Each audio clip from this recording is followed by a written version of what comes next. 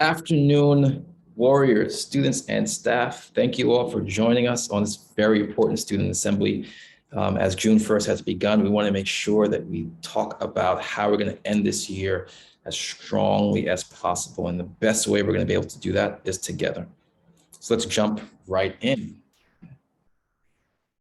So I want to talk through this conversation about what is at stake, right?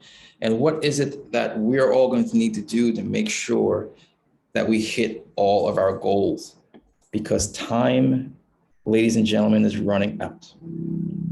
We have about 10 class days left and about 17 school days left until this year is closed. And there are a ton of goals that we want to make sure that we hit.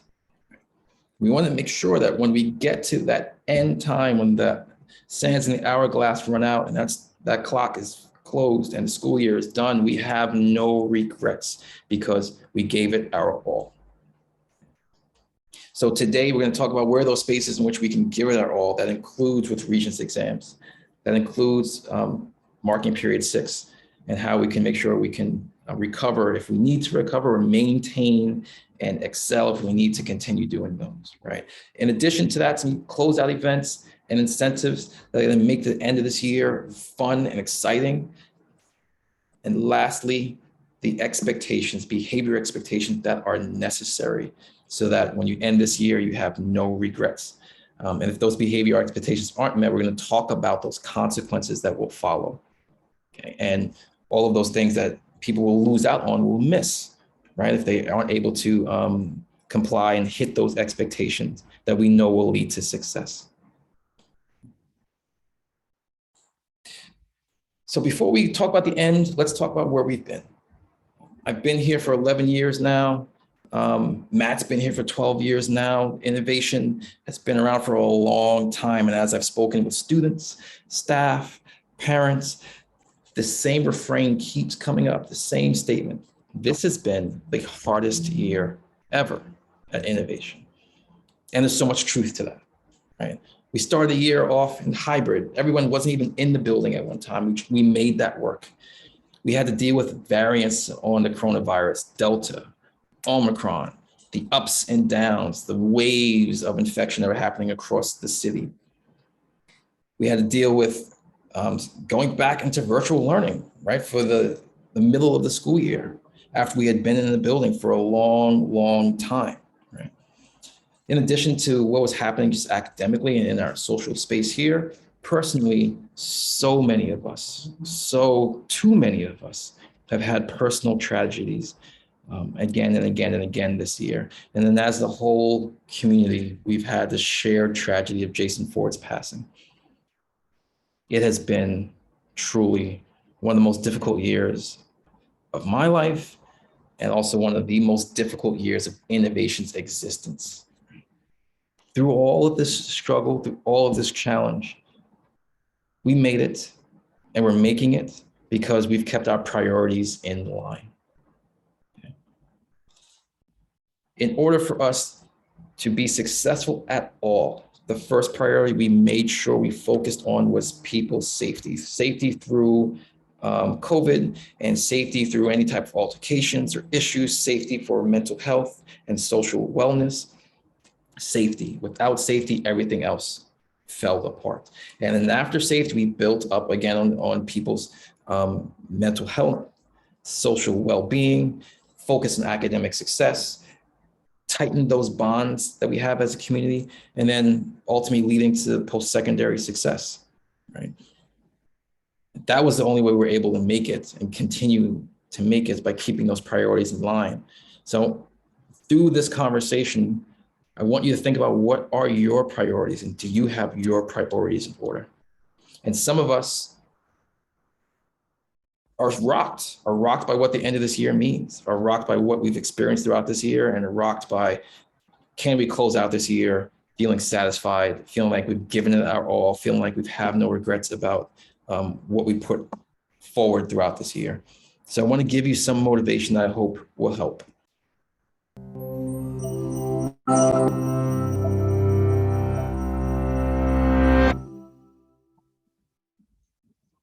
As you can see, I was born without fingers on my right hand. And also, my right leg was several inches shorter than my left one. They broke the bones in the leg. Then they screwed metal spikes into the bone. It has not only spikes, but wires that go all the way through the leg to stabilize it. I have to walk on it. I have to stretch it out so that my muscles don't just get all atrophied. People always ask me, does it hurt? Yes, it does. But I focus on what I can do, not on what I cannot do. I want to talk with you guys about overcoming obstacles. Everybody has obstacles, a disability, a hurdle. We face a choice. Let the obstacle overcome you or overcome the obstacle. Maybe some of you have heard of Jim Abbott. He was a Major League Baseball player. He won a gold medal in the Olympics. He played for the Yankees, the Angels, but he threw a no-hitter and he only had one arm.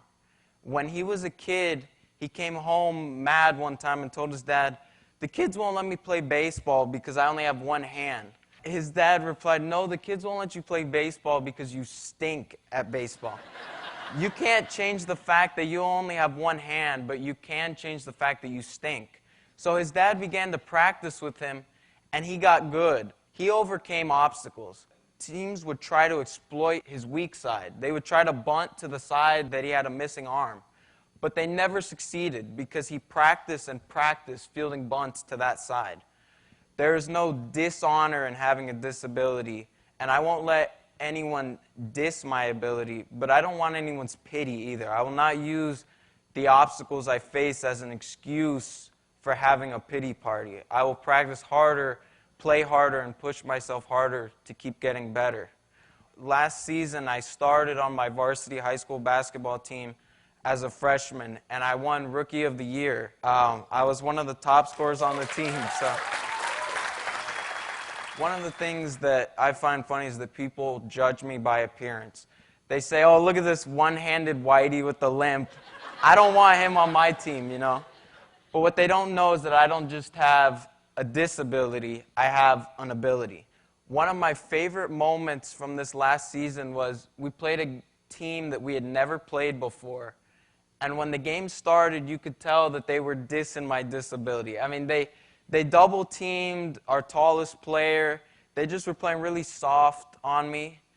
And you could tell, they thought, what can this guy with one hand do? So they left me open for a three. I made that one. They left me open for another one. I made that one. Then they started to get frustrated, so they actually fouled me. I made both free throws. And they called timeout.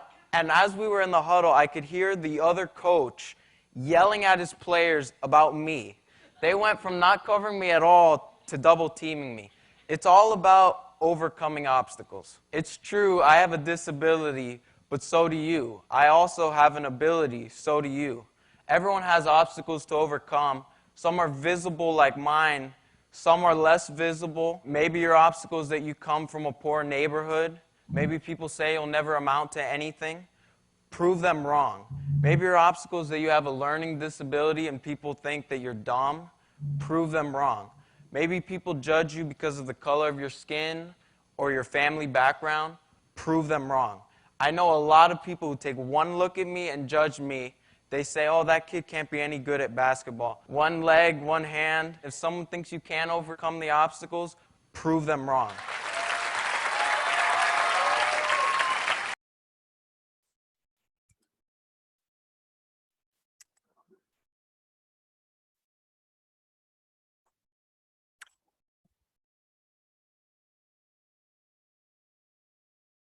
Prove them wrong. Overcoming obstacles is the key to the end of this year. And sometimes that person who might be doubting you is you, right? Sometimes that voice might be coming from you, might be coming internally as well as externally. But the idea is, how do we prove them wrong?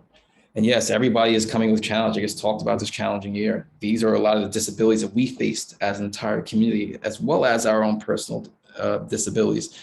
So what we're going to talk about is, even in light of that, just like that video mentioned, how do we make it forward? And there's so many clues in that video about what I'm going to talk about. You saw that the speaker had coaches and teammates and people to inspire them. That speaker practiced and used their time wisely. So when it came to the moments where they needed to show and prove, they were ready to go. They had specific goals. And so many of you have specific goals also. Whether your goals are to maintain that 90 average in your class or that 90 attendance average, that might be a goal that many of you have. Goal might be to pass that one class that's just been eluding you so hard to pass before this year, during this year. That might be your goal. And goal might be to make sure that you graduate or you're moving to the next grade, passing these Regents exams. There is a lot at stake for all of us. So what I want to talk with you about is, what can we do about it, right?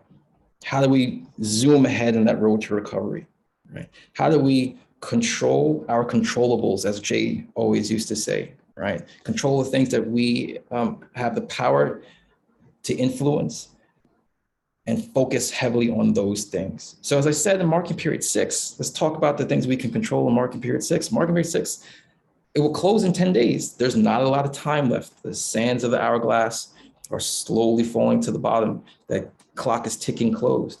So some things I want you to know, this is where you don't have a control over. There will not be a semester 2 credit recovery assignment like we've done in the past couple of years. That's not going to happen.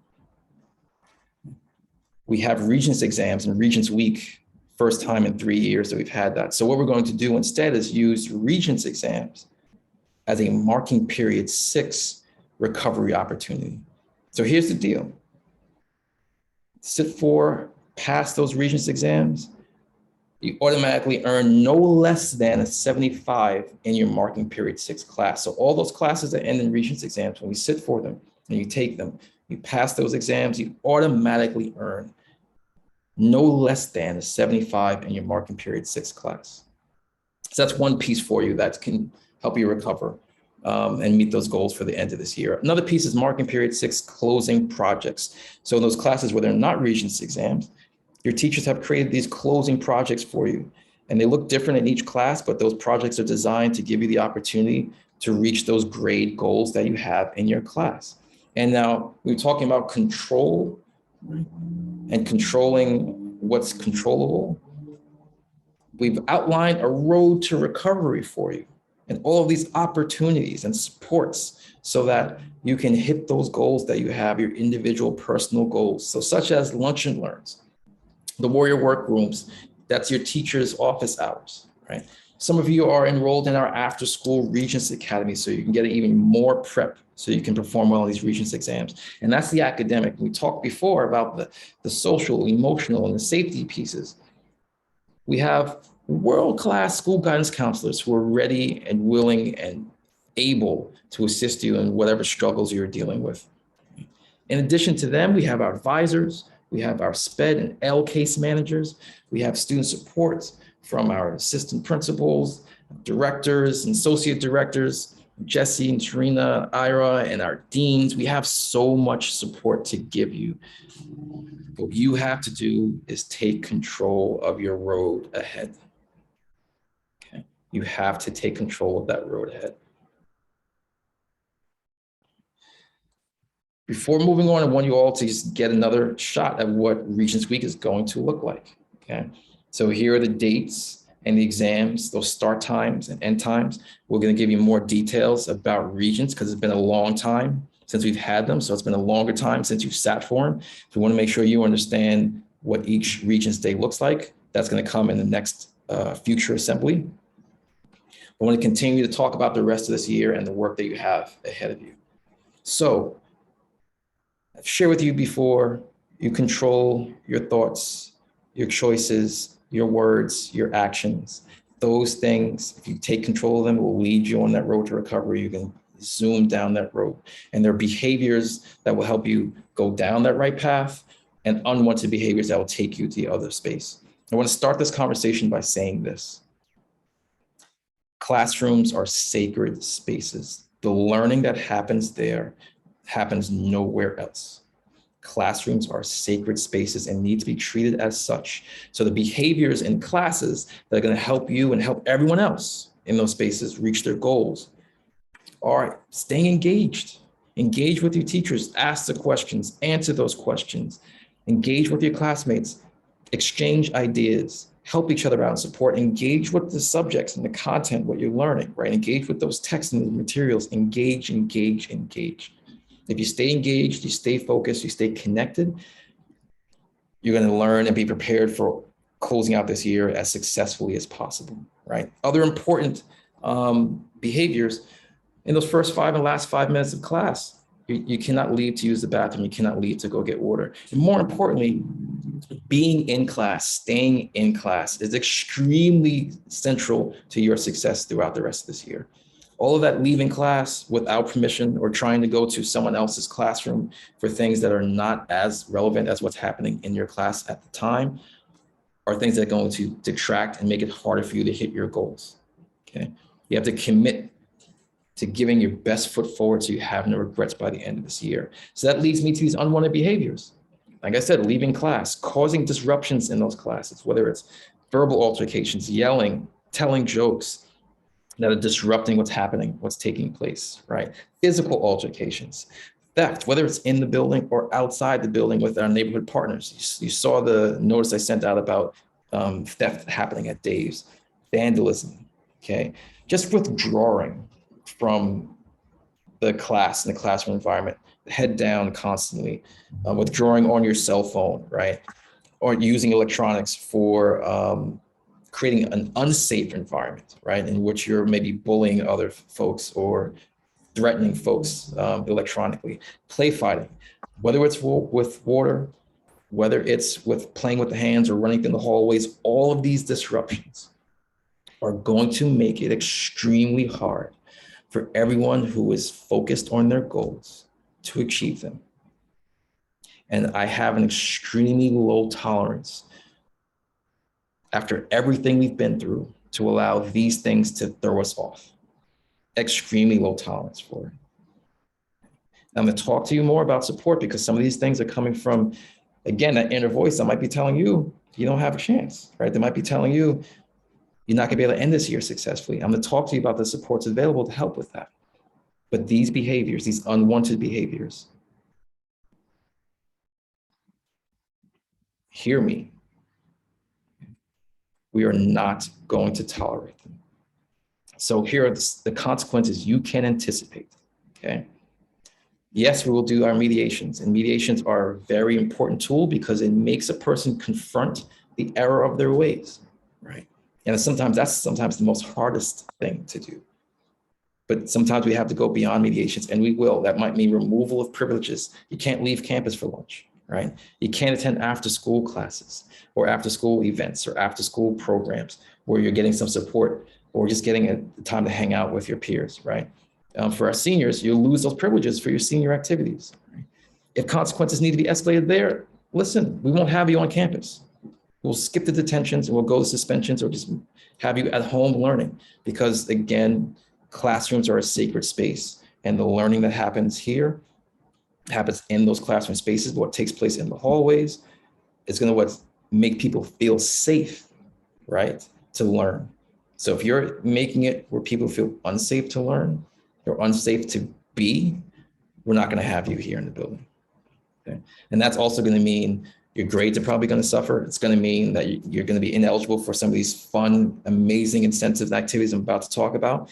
And if it has to get there, we will get the police involved. And sometimes that's not even on us. Sometimes it could be the person that you've wronged, who's that person or the family you're saying, thank you, Innovation, for what you're doing, but the police need to be involved here. Right? So there are consequences and repercussions for the actions. And again, you are in control. Control your thoughts, control your choices, control your words, control your actions, because the body achieves what the mind believes, okay? And if you believe that you can be successful this year, you're going to make all those choices that are going to help you be successful. And there's so much that we have for you to incentivize you on this pathway because we want to close out this year. We don't want it to be dull. We don't want it to be boring. We want to celebrate. We want to acknowledge that we've made it all this way and we're here at the end. So we have all of these amazing things that we have set up for you. Tomorrow, we have our after school staff and student basketball game and athletics competitions. Tomorrow afternoon, right? We have our prom for our seniors coming up next week. We have our service and enrichment expo. So students who went on HBCU college tours, students who went to Utah through our Earthwatch program, students who had these amazing experiences that all these other neighborhood organizations hit me up to say, your students are amazing. They're all going to get a chance to present and talk to the rest of the community about their amazing experiences to close out this year.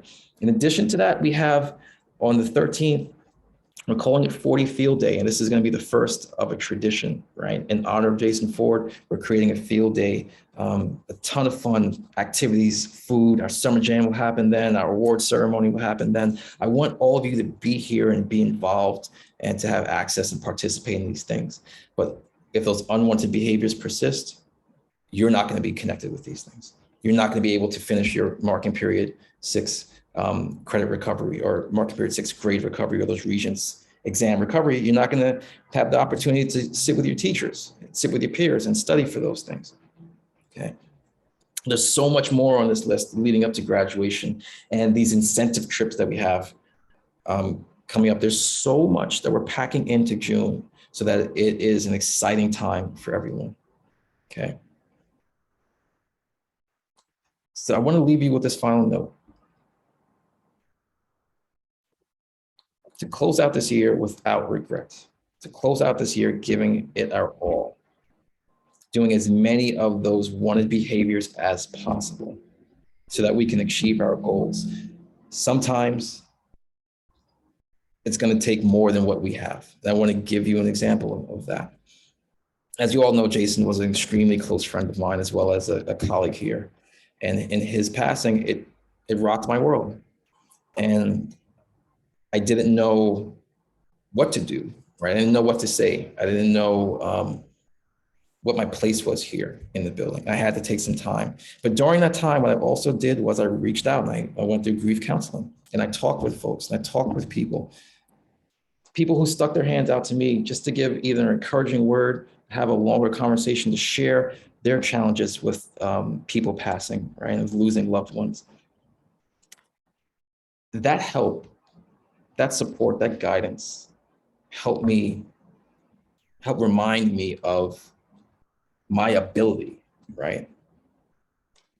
And the things that I can contribute to innovation, can contribute to you, and help bring me back to this point. And it's helping me get through the rest of this year. So for anyone who's feeling anxious, who's nervous about how this year ends, who's feeling doubtful about your ability to do it, right? Anyone who has worries or concerns, I want you to know, reach your hand out. Okay? There's going to be 1,000 hands grabbing back to pull you up so that you can climb that mountain and get to your goals by the end of this year. The only way to do this is to do this together. That's the only way we're going to be able to make it. We've been through a lot and we're going to get through this together. So I want to say thank you to all of you for being here, listening to this. I hope a lot of this is resonating with you. You have a sense of what the end of the year is going to look like. And I'm going to close this part of the presentation and then open it up for questions.